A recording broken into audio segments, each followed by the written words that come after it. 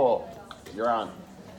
So I'm Mallory, this is John and Connor, and today we're presenting on the paleo diet. So what is the paleo diet? It's also known as the hunter-gatherer diet, the Stone Age diet, and the caveman diet. It's based on foods that were eaten during the Paleolithic era. These include lean meats, fish, fruits, vegetables, nuts and seeds. So anything really that could be hunted or gathered. So how did the paleo diet begin? In 1975, gastroenterologist Walter Vogtlin published the Stone Age diet, and gastroenterology is a branch of medicine focused on the digestive systems and its disorders. This diet was further developed by anthropologists Stanley Boyd Eaton and Melvin Koner. Anthropologists study the various aspects of humans within past and present times, and I mentioned these two definitions of their careers to show that people from many backgrounds and studies were looking at this diet and furthering developing it. So the diet became more prominent in 2002 when Lauren Cordain published a book called The Paleo Diet. Back in 1987 though, Cordain came across one of Stanley Boyd's, the anthropologist's, scientific papers that was published in the New England Journal of Medicine. Cordain was really impressed by this article, which pushed him to focus his studies on ancestral human diets from that point forward. In 1994, he called Boyd. They had a long conversation about the diet and the different studies they had been doing. They finally met in 1995, and then 2 years later, Boyd invited him to speak at an international conference on fitness and diet, and this really was when Cordain's involvement with the paleo diet and his studies with it really took off, and it led him to many other opportunities, and eventually the publication of his book, The Paleo Diet. Okay, so what to eat on this diet? As Mallory said, this diet contains foods that would be consumed during the Paleolithic age. So this includes foods such as fruits, veggies, nuts and seeds, lean meats, especially grass-fed animals, fish, especially those rich in omega-3 oils such as salmon, and then oils that come from nuts such as olive oil and walnut oil. So here's a pyramid of the foods that are generally eaten on this diet. As you can see, the bottom portion is the protein, which contains lots of lean meats. Then the top two are non-starchy vegetables and then fruits.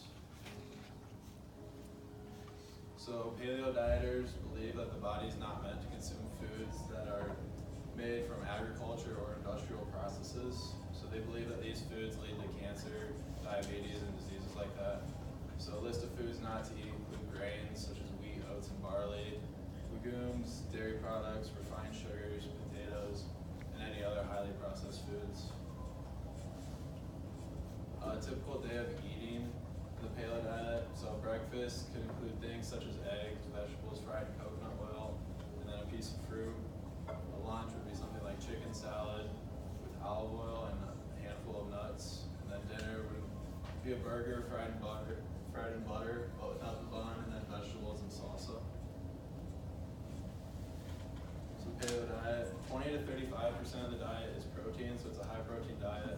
The average US diet consists of roughly 10 to 15% protein. 35 to 45% of this diet is fruits and vegetables. This intake of high protein and non-starchy fruits and vegetables is shown to stabilize blood sugar, which makes this a good diet to prevent diabetes. Then a higher intake of fruits and vegetables leads to a higher fiber intake. Higher fiber intake is essential for good health. Non-starchy vegetables contain 8 times more fiber than whole grains, and fruits contain 2 times more fiber than whole grains. Fresh fruit and vegetables contain 5 to 10 times more potassium than sodium. Potassium is necessary for heart, kidneys, and other organs to work properly. Low potassium is associated with high blood pressure, heart disease, and stroke. Then the average American consumes 2 times more sodium than potassium.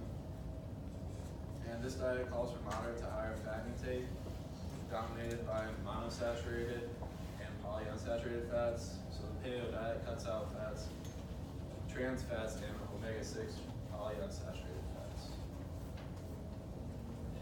So the first advantage that we found, what John just mentioned, is that the diet is rich in potassium. And so the fruits and vegetables that increase our potassium levels are important in maintaining our healthy blood pressure and muscle function. Next would be that fats are consumed. The fats that we do consume are healthy throughout the diet. So like the nuts, avocados, olive oil, all those healthy fats that give rise to a healthy lipid profile will be what we want to consume during the paleo diet. Next, the diet is high in protein content. Like John also said, this is essential for the growth and development of our skin, muscles, and bones. So that'll bring another advantage to what you're eating. It also eliminates the processed foods in our normal diets, which means less salts and sugars that we typically consume. This can help decrease cardiovascular disease and also diabetes. The diet is, it can also be tailored and be a healthy option for everybody. So we have that the athletic population can kind of tailor and modify the paleo diet to their specific needs. And one of these modifications might be higher carbohydrate levels or proteins that they need to be consuming around or after training periods, just to enhance their performance and recovery and ensure that they have the proper amount of energy that they need for those training periods. For the disadvantages, you're obviously eliminating entire food groups. So although you get numerous vitamins and nutrients throughout the diet, you're going to be eliminating grains and dairy, which can result, the dairy can result in inadequate calcium, and then that can also lead to low bone and tooth density. Legumes are also cut out, and we know that legumes are highly beneficial to gut health and are rich in magnesium and other nutrients, so that'll be a disadvantage to cut those out, along with the calcium and grains. The next two disadvantages are kind of about the structure of the diet, and there's inadequate evidence available that regards the portion sizes of the people that were living in the Paleolithic period. So we don't really know how much food was consumed by these individuals, and neither are we genetically identical to them. So it's not possible to fully adopt to their diet when we don't know exactly what or how much they were eating. And the fact that we as humans, plants and animals, have evolved over time to adapt and kind of conform to the changing environment that we live in today. The paleo diet is considered to be sustainable, and it may not always be the best option for everyone. It'll always be a healthy option, and like I said, cutting out specific food groups is never going to be easy, but it can be overcome, and there's a number of also hurdles that I've listed, some short-term and long-term, that may need to also be overcame by a paleo dieter. And in the short term, those waning energy levels that I talked about will have to be adjusted to and overcame, and those usually last about a week or up to a few weeks. So after a time, your body adjusts, and then you begin to gain that energy back that you had before. Long term, like most diets, the paleo diet is kind of hard to stick to the strict menu that you're supposed to be having day in and day out, and it also can be costly. One research that we found suggests that it can be 10% more costly than a diet with similar nutritional value. So while you're trying to buy the high protein content and different organic meats and other nutrients that you're going to be consuming in the diet, you have to be aware and be a smart shopper and just stick to the things that you can afford. Another question about the sustainability of the diet is the fact that you're cutting out those key nutrients, and things like calcium can definitely be supplemented for. As we know, Dr. Z supplements for some of the things that he's not getting in his diet. It's important to just see what you are getting, what you're not getting, and then supplement where those things are needed. It's also important to be careful with the types of meat that you put on your plate. We know that red meat can lead to different diseases and different health issues, so it's really important to mix in some seafood or chicken instead of reaching for the red meat. That can kind of give us an unhealthy balance in our diet in the long run. Alright, so I found a kind of an interesting study based on fat loss, because I kind of want to see like, okay, how does this diet help someone who's overweight trying to lose weight and trying to lose that fat? So the research study was a 2-year randomized trial. It included 70 obese women with the average age of 60 and the mean BMI of 33. So these 70 obese women were put into 2 groups. One group was on the paleo diet and the other was on a Nordic Nutrition Recommendations diet, or the NNR diet, which is just a basic overall healthy diet for someone who's trying to lose weight. Cuts out those processed foods and puts in more healthier options. And the primary outcome was a change in fat mass. Both groups significantly decreased total fat mass at 6 months, with the paleo diet down 6.5 kilograms on average, and the NNR diet down 2.6 kilograms on average. At 24 months, then they weighed these individuals again to see what their fat loss was like. The paleo diet individuals were down another 4.6 kilograms, with the NNR diet individuals down 2.9 kilograms. The waist circumference also decreased the most at 6 months for the paleo diet individuals. They were down 11.1 centimeters. And the conclusion of the study was that the paleo diet individuals had greater beneficial effects regarding fat mass than the NNR diet. But as you could see, long term, once 24 months came, they were having trouble sustaining that same amount of fat loss. So those effects were not sustained at the 24 months, and they said that more research needed to be done regarding the sustainability in regards to fat loss. Like Connor mentioned, that it's a great diet for anyone to come on to live a healthier lifestyle and eat well and just fill their body with better nutrients instead of that processed food we eat. But as regards to fat loss, kind of need to do some more research on, is it going to help someone keep that weight off long term and lose that weight if they're trying to lose like a bunch of weight? So maybe this diet needs to be adjusted a little bit for that. And then closing thoughts, again, the paleo diet includes lean meats, fish, fruits, vegetables, nuts and seeds, cuts out those legumes, grains, dairy, and refined sugars. It can be tailored to your specific needs, as Connor mentioned with the athletes, changing their intake of carbohydrates and protein in season during those training times. And overall just leads to a healthier future and lifestyle. And now we have a short video we're going to show that basically is an overview of the paleo diet, maybe just breaks it down, easier understanding for you.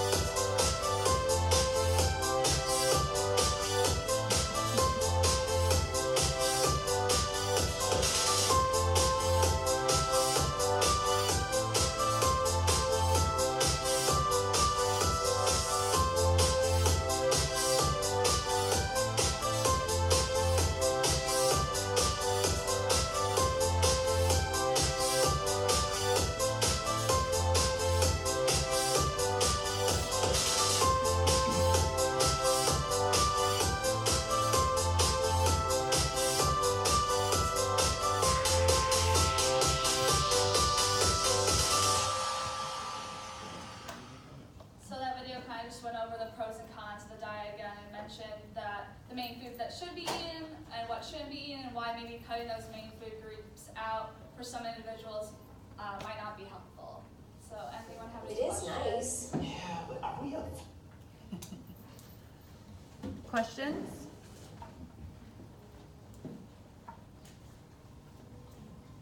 I have lots of them. I do too. You want to start? There you go. first. Okay. Okay, so once again, we're seeing cutting out processed foods. And so I did like that part of that. One of the things that we know is that the people who live the longest are the ones who do eat whole grains and legumes, as long as the lectins do not bother that person in particular. Did they answer to any of that?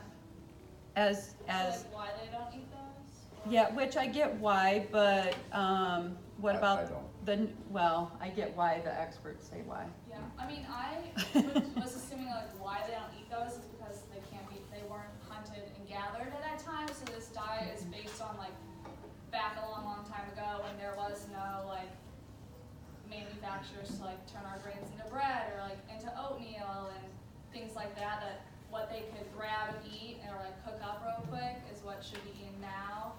So they didn't really say like with those legumes and grains, like why, besides for that they're not eaten. You go now. Yeah, so, okay, so if we think about caveman days, and most of the time, I don't know, I don't think they probably killed on a daily basis, you know, animals. So they probably had to work really hard to gather their food, so that diet worked for them because that's the only diet they had, and they exercised a lot to get their food. But and then when they did get animals, they ate them for a bit, and then they would, you know, there'd probably be a little bit of a period before they would. So one thing about the paleo diet is that it includes meats every day, which probably wasn't maybe a paleo type of diet way back when. Just that would be one of the points. And again, the increased protein, you talked about this cost a little bit more, this diet did, and did they find that it was mostly the protein that, you know, buying all the protein that drove up the price? Is that kind of what? I guess to touch on the first thing you said, Okay. we kind of mentioned that as a con, that we didn't know how like their daily eating looked. Right. So we can't exactly mimic that diet to exactly how they did, because maybe Sure. like you said, for a few days they ate meat, and then the next few days it was like fruits and vegetables because they hadn't bought anything. Right. And for like the cost, yes, because of the meat, and then because they want you eating organic things, not Okay. like fruits and vegetables injected with stuff to make them their shelf life last longer in the store. So if you can find a good farmer's market where things are fresh and not as expensive, that'd be great too. But a lot of people, I know there's one down the street here, but not everyone has access to Sure. that. So when they're going to Aldi, Meijer, Walmart, the organic section is typically more expensive than the normal produce section. Yeah, true. Yeah, and I would have to say from experience, getting a true grass-fed cow is expensive, mostly on the front end. Over the period of time, it kind of comes down, but yeah, it is expensive. And touching on what Dr. Z said there, yeah, the protein is really, of this, what bothers me maybe the most is just that we all know, and even mainstream knows, that a high protein is bad for the liver. It's a lot of stress. Did they talk about blood work on people or any of those issues in there of, you know, you monitor this if you're having any issues here, or what the blood work looked like with people who've been on We it? didn't look at any studies based on like the blood work and the protein, just the fat loss and how the diet overall helps like individuals live a healthier lifestyle or lose that fat. Yeah, so so in my own research with the paleo diet, because I was kind of looking for something similar, and actually when I first was getting healthy from my fibromyalgia journey, it was similar to that I ate the lean protein, but the doctor was very adamant that was a part of it, that most of it came from the fruits and vegetables. And so to me, that's probably key. I feel like a lot of people who go on the paleo diet think it's kind of their reason to now run rampant with meat and bacon, right? So that's probably my biggest concern. And to realize that there were moments where of fasting that cavemen would have to do how they lived back then. And so that needs to be maybe, I think, taught more of that. So I don't know, did they talk about fasting or looking at that at all? No, not really, just Okay. because, like you said earlier, that they didn't really know exactly how Yeah. their diet looked daily, or just what they would eat of eating at the time. Yeah. I would like a student to ask a question. There we Go go. ahead.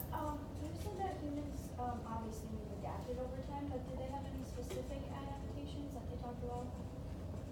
No, It was just basically talking about how the different chemicals that are put into like our plants and our proteins now, and how those adaptations have made the diet different. Like they were just talking about, it's not going to be the exact same thing that they gathered day in and day out.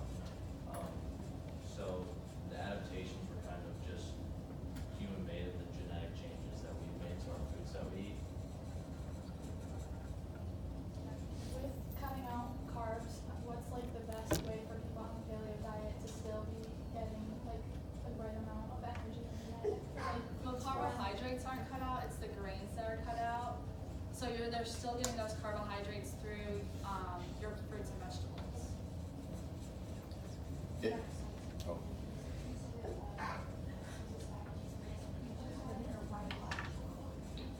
what was the question? Yeah, repeat. Was it considered a weight loss diet, or why do people go on this diet? I think it started off more as just like a healthier lifestyle diet to get away from like the agricultural like era that happened to all of our processed foods. But I think then people started to look at it for fat loss, because naturally when you take out those processed foods, hopefully you're gonna lose a little weight and you're substituting with like healthier options. Someone else have a question? Yeah, so I'm glad you put up research. That was good. I'm glad you put up that and you explained the research paper that I like that. When I'm doing research too, it's also good to see who paid for that research project too. So and it doesn't matter if you did it or not. I'm just saying that next time, for all of us in here, make sure that you just check to see if there's someone that actually who's sponsoring that research, because that does play a huge role into is that a valid research or not. And I also you made a point about calcium too, and I do want to say that I want to get away from this idea, guys, and I don't want you to get stuck on this thing about calcium. You can only get it from milk, okay? I really want to get away from this whole calcium milk connection, because there's so many other ways to get calcium. So just try to think about that a little bit too. I'm gonna bounce off that. And I had actually looked at research with calcium, and they found that the calcium absorbed from plants are it is very absorbable. I've said that totally wrong, but it is a good calcium to get. So so don't forget about that. And with that being focused on our plants, you should be fine if you're getting your green leafies then. I thought you did a great job with history. I'm really glad you put that piece in there. That was really cool. And there's a lot of good parts. Caleb? Okay, this is kind of an odd question, but so you talk about this diet being based on like a caveman theory, and that like that's how like humans used to eat kind of thing. What about like in the Bible, God telling Adam and Eve to like cultivate the earth, and like Cain being a farmer, and like agriculture being a huge part of like history and stuff. Like what do you guys think about that? I'm just curious. I don't think the diet was based off of really biblical terms at all. I think it was just based off of the Creator seeing how people ate back in the Paleolithic period and trying to mimic that as much as possible.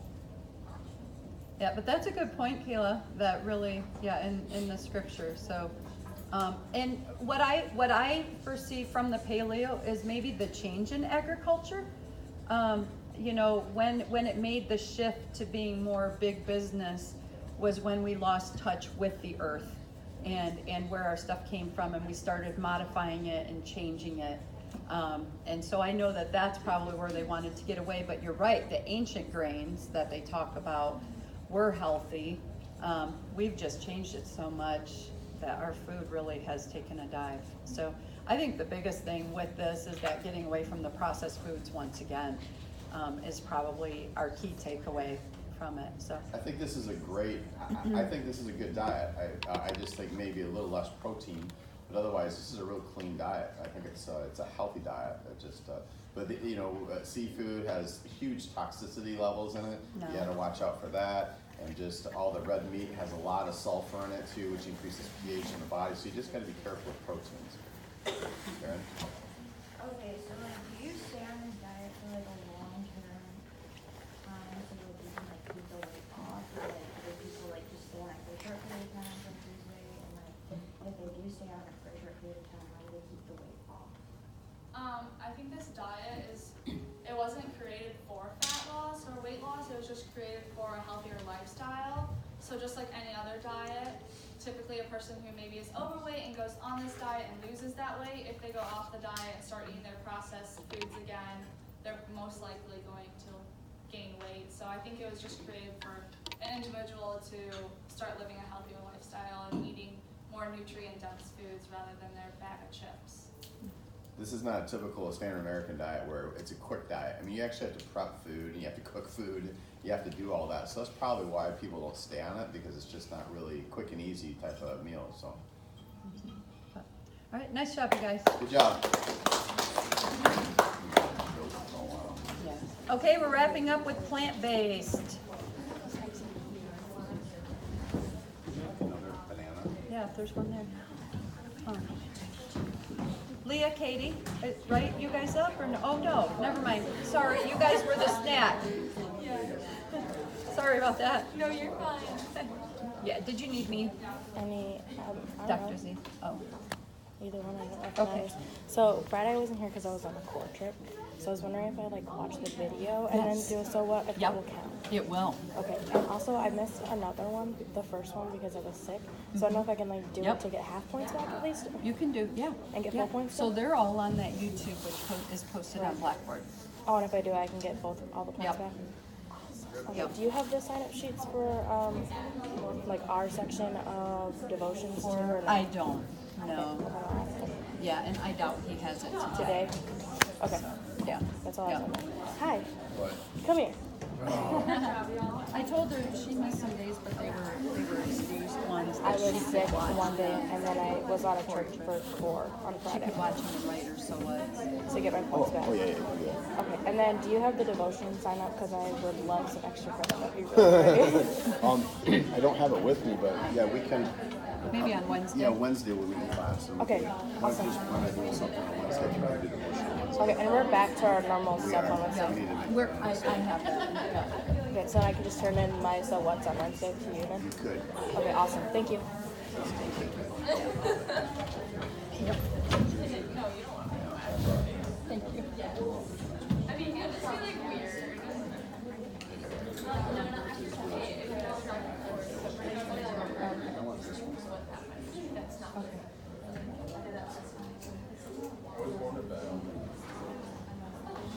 I mean, I'm gonna say.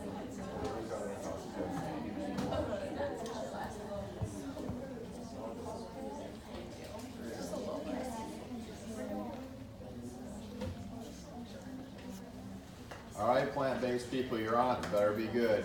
Good morning. I'm Kenzie. This is Kelsey and Anna, and we are presenting on the plant-based diet. So, what is the plant-based diet? I think a lot of people, when they hear it, just automatically think like vegan, vegetarian. That's not necessarily the case, but this diet does primarily focus on foods that primarily come from plants and is including like fruits, veggies, nuts, seeds, oils, whole grains, legumes, and beans. And like I said, like a lot of people think you have to be vegan to be on this diet. That's not necessarily true. While a lot of people that do plant-based diets are vegan, if you want to like ease your way into it, it does say that you can just limit the amounts of meat and dairy you're eating and just use it more as like a side than like basing your whole meal around like chicken, but instead like having a little bit of chicken on the side with like a salad, or focusing on choosing foods that are plant-based and basing the meals around that. And then another thing, the plant-based diet and the vegan diet aren't necessarily the same. Again, a lot of people that are vegan are on the plant-based diet, but some vegans don't eat honey because it comes from a plant or an animal source like bees. While with the plant-based diet, if you're not vegan, you can still use honey as like a natural sweetener since artificial foods and sugars are cut out. And again, like you can have some limited meat, preferably like lean meats like chicken and fish if you choose to.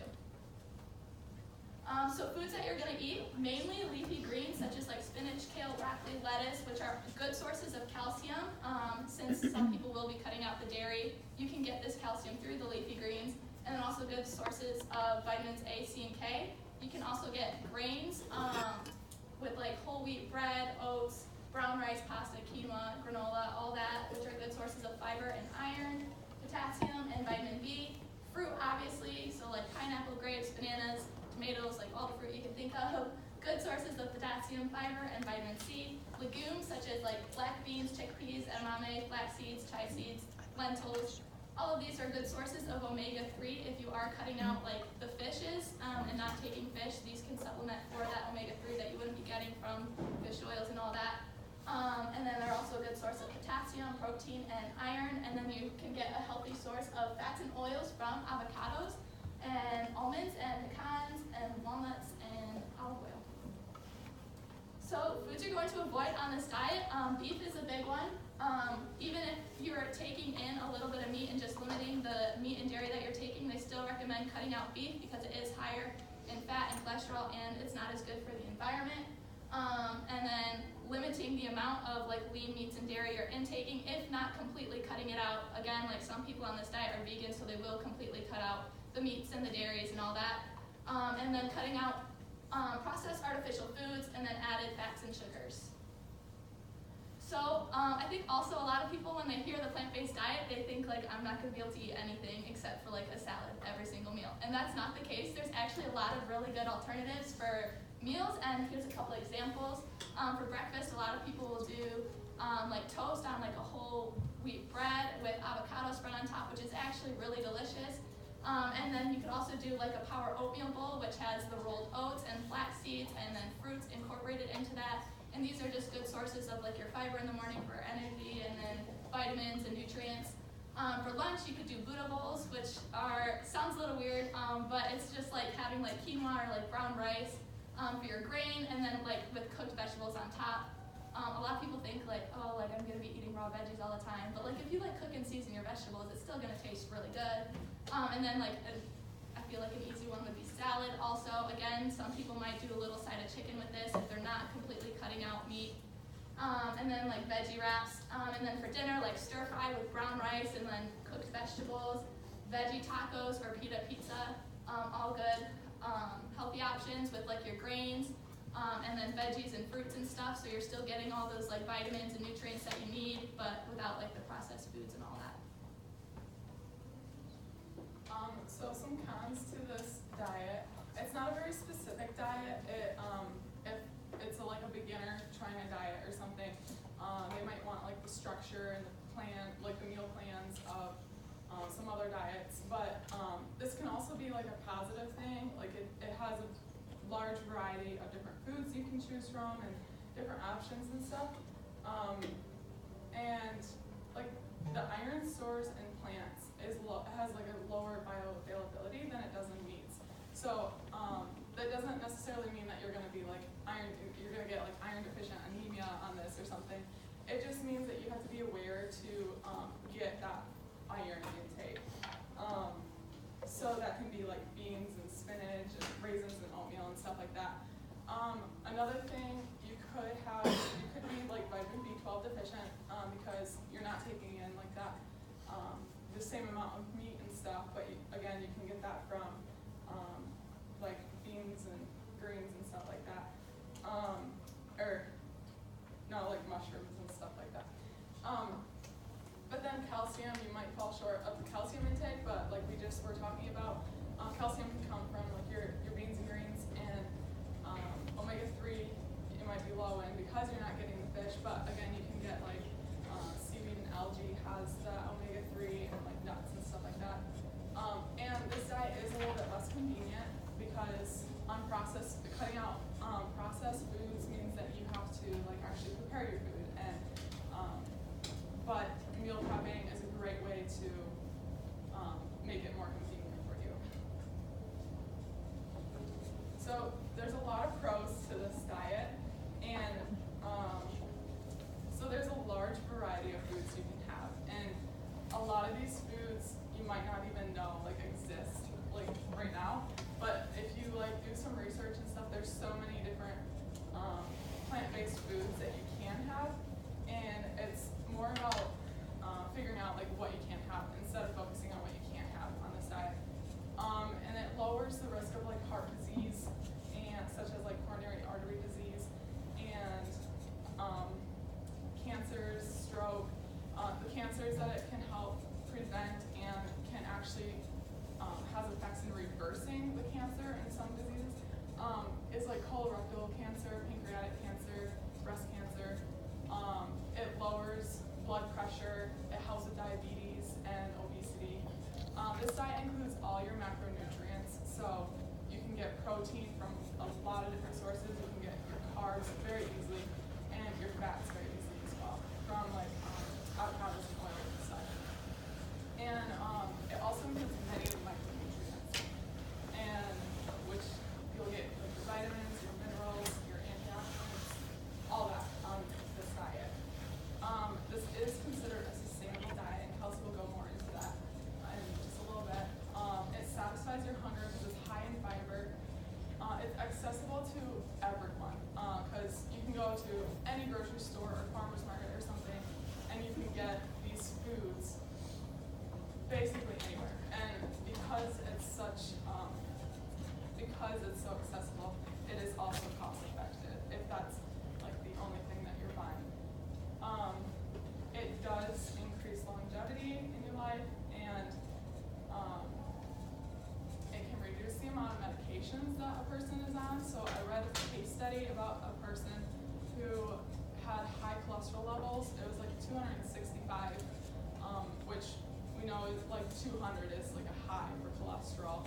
And he went on this diet because his doctor suggested it to him. He went on this diet for 16 weeks and later had his blood drawn and figured out that his cholesterol levels were below 200 after 16 weeks on this diet.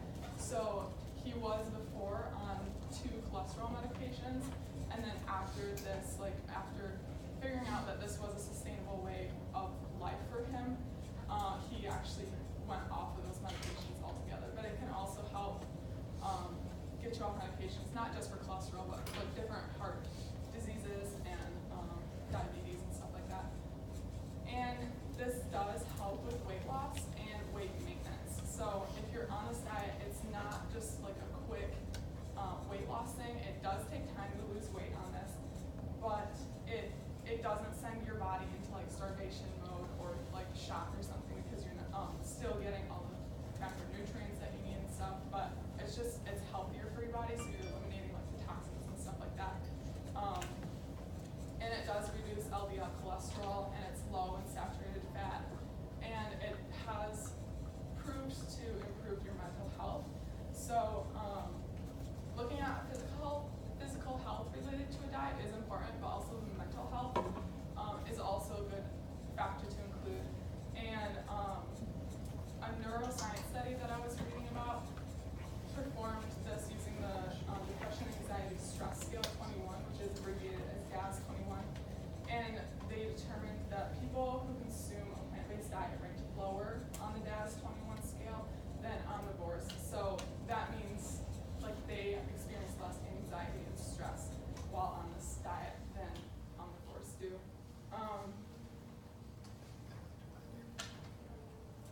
So a lot of times people think that your plate will look like this when you're on this diet, but that is not true. Your vegetables and your fruits don't have to be raw, and like a plate full of vegetables and fruits is actually like that's not a lot of calories right there. So like a plate full of like pasta or like meat and stuff like that, that's a lot of calories, but like this you can add in so much food to one meal, and you can like mix up your meals and stuff like that to make it look better and taste better. And so one way to get variety with this, because there is such a large variety of it, but like how do you know what to do with that? So you can enhance the flavors of your fruits and vegetables and stuff with like spices and herbs, oils, dressings, hummus, guacamole. You can grill your vegetables, you can bake your fruit, you can dry out your fruit and vegetables to make like chips. You can roast your vegetables. You can mix your food groups, and Kenzie kind of talked about this already, but you can, like mixing your food groups is like macro bowls, which is also like Buddha bowls. And that's like a healthy grain that you use with plant-based proteins, such as like chickpeas or tofu or something, and vegetables. You can add in fruit. And then trail mix is a good snack, because that's like the dried fruits, the granola, the nuts. And then salads are good too, because that includes like your vegetables, your fruits, legumes, meat, whatever you want to put on your salad pretty much. Okay, so I'm talking about the planet and also you guys for sustainability. So this diet not only helps us like maintain our own health and our overall lifestyle, but it also helps the planet. So I really think this is like a change in lifestyle. Like it's not just a diet, it focuses less on diet and like changing your entire life. And it's really something that you can make into your own. So if someone has high blood pressure, they can decrease their sodium intake even more on this diet than this diet already does. Different things like that. If you're an athlete, you can look into different protein sources that might allow you to get adequate protein, even though I'm sure you guys get plenty of protein without doing that, but I have a few different charts, and so this is like per 100 grams of like meat, and then also like different protein sources, plant-based. So like bison for 100 grams is 20 grams of protein, beef is 20, pork is 17, turkey is 17, chicken 17. So like the highest gram of protein per 100 grams there was 20. And plant-based, some plant-based ones for 100 grams, now this is pumpkin seeds, so like you're not gonna sit down and eat like 100 grams of pumpkin seeds, but 100 grams of pumpkin seeds have 32 grams of protein. And so like that has 12 more grams of protein per 100 grams than like 100 grams of meat does. So like just like seeing that difference, and like the list really goes on with plant-based proteins, and just like having pumpkin seeds for like snacks, or having peanut butter, almonds, flaxseed, tofu, all of those things are high in protein. So if you're an athlete, you're not gonna be at risk for not getting enough protein on this diet. Because I know that question has come up a lot, so I just wanted to make sure I touched on that. Also, okay, so greenhouse gas emissions. So greenhouse gas emissions are like really important, because basically we have like, our earth is like a greenhouse. So when the sun comes in, these greenhouse gases allow to trap that heat on the earth. So like this is how we get sustained, like this is how we live, this is how the earth is like warmed. But however, it's proven to kind of, we've been releasing too many emissions. And so, for example, like per gram of protein, beef and lamb are 250 times more than legumes. So they're producing 250 times per gram of protein more greenhouse gas emissions than those of legumes. And also 20 servings of vegetables have fewer greenhouse gas emissions than 1 serving of beef. So like not only are you helping yourself, but you're helping the planet, because basically when too many greenhouse gas emissions are released, the earth, I know you've all heard of climate change, and some people think it's fake and some people think it's real. I'm not really gonna get into that. But particularly for this diet, like cows produce methane, large amounts of methane, and that is a greenhouse gas emission. And so what this does is this changes climates. This can decrease water sources for some places, because it's caused like ice caps to melt and glaciers, which are like some countries like main water sources, and those are like melting, and like water sources are diminishing, like there's species that are like continuing to like be endangered by this climate change. So like you're not only helping yourself on this diet, but you're also helping the planet in a lot of ways. And also, this diet gets all your macronutrients, micronutrients, everything you need. It's got it all. So conclusion, so you're changing your overall lifestyle to live a happier and healthier life. It's an easy diet to follow with lots of variety. So with that, if you go into a store like Walmart, let's say, I eat mainly plant-based myself, and so I just stay on like the outside of the grocery store. I know we heard it in a different presentation, and it's really not as expensive as you think it would be on this diet. But the thing is you're getting all like fresh foods, and so these foods aren't really going to last for a super long time.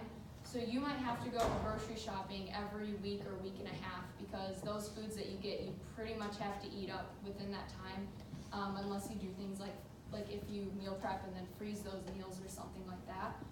So that's just like a suggestion. And you're mainly just cutting out junk and processed foods. And when you go down the aisles, there's lots of processed foods. And so you're just wanting food that's in its purest form and the most natural.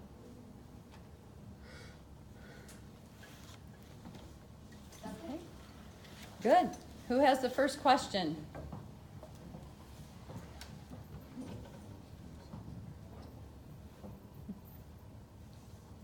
Kelsey, you talked about how you yourself are like going on, like you use at least like a mostly plant-based diet. How have you seen health changes, like just like by yourself? So I have just like, I've felt better. I felt like I've had more energy. I feel like I haven't been as like tired. I feel like there's been like a lot of like mental clarity with it. And I feel like it just like leads me also to be like more positive, because I don't know, like it's just like when you like eat good food that makes your body feel good, you're usually going to respond in a positive way to things.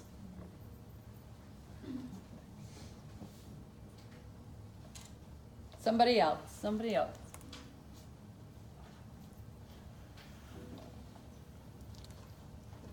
hard for you to be creative eating this way? Do you have, I feel like for me, I just don't. I would need like a cookbook or something. There are definitely a lot of cookbooks, and I know like that can help people like become like more comfortable with doing more of a plant-based diet. I actually still like eat like chicken and eggs, and I don't really eat like red meats. So I guess I could be considered like, I'm like more paleo than plant-based, but I would say I eat a lot of plant-based foods. But like Pinterest, man, Pinterest is a good one to just like look up any like recipes. Like you could do plant-based recipes and like a ton will pop up on Pinterest. And again, like eating a plant-based diet doesn't necessarily mean just like eating a plate of veggies. There are a lot of like options, kind of like on the slide before, like with like toast and avocado, or just making like granola or oatmeal bowls, or Buddha bowls, which is like the quinoa or the brown rice with vegetables and stir fry and stuff like that. So it might seem like it would be difficult at first, but like again, going on Pinterest or even just like Googling it, like there are a lot of like blogs or like cookbooks out there that you can like look, and it like shows you that there is actually a lot of variety in this diet, and it's not super limited. So when go ahead, Kelly. Sorry. Do you have any recommendations for like people transitioning onto a plant-based diet who don't like fruits and vegetables? Yeah. I would say spices are like really big, because I honestly think you can make anything taste good with the right spices. Fruit, I mean, if you want to do like peanut butter with fruit, I mean, some people like that. Just like trying to make recipes like out of fruit could be helpful. I think it really depends on like the individual, and like why don't they like fruits and vegetables? Like, is it because it's too bland? Like, you know, it really depends on why they do it. And this also does include like your greens and stuff like that. So like quinoa or like oatmeal and stuff like that. Like it doesn't always have to be fruits and vegetables. It can be like beans and stuff too. So. And I would add on to that just keep experimenting. I used to go to a restaurant and I'd order a chicken quesadilla without the pico de gallo on it. Now I order pico de gallo without the chicken, you know, so so you will adapt, and I think you will learn to love it. That's what I usually tell people: give it a chance, try it a lot of different ways. And yeah, the spices that you talked about, that cooking things, baking things, trying different ways to do that, so you're not just getting in the rut. But we even talk about on just our regular diets, you guys probably have 7 meals you rotate between, right? So Dr. Z says it's a lot. Just come up with 7 meals, 7 dinners that you are okay, and then rotate between those, and then here and there add some in. I get together with a couple friends maybe once a month, and one of us picks a plant-based meal to cook, and we do that together, and we either come up with something we love, or it was too much work, so we push it to the side. But yeah, you have to experiment and try different things and do that. And you really like pastas. You can have all different types of pastas with sauces on it. You can have, Mexican meals. There's just so much that you can Mexican really is include, this included in it. So you really, once you get it, then it becomes pretty easy. But hey, where does B12 come from? Where do we get B12 from? And she did say seaweed. Oh, did you guys say that already? You guys did say that, didn't you? That seaweed. So Yeah. they were in your I already. wasn't listening then. So, yeah, so. Ask a question that we already answered? Yeah, oh jeez. Oh, calling me out, I like it. Okay. So calcium, we notice on a lot of diets they talk about calcium and calcium supplements. Guys, calcium supplements can be very dangerous. Okay, so you can create heart conditions, arrhythmias, all kinds of problems. That's what the latest research says. So just be aware calcium supplements can be very dangerous. And if you're gonna pick a diet, it's always helpful if the diet says it can reverse disease processes, and then it's been proven to do that. If you pick a diet like that, guess what? That's a pretty healthy diet. All right, so that's another thing to think about when you're picking a diet. That's all I got. You did a good job. Hey, but wait, don't leave yet. So let's give them their applause, but don't leave. Okay, so here's the deal. Tomorrow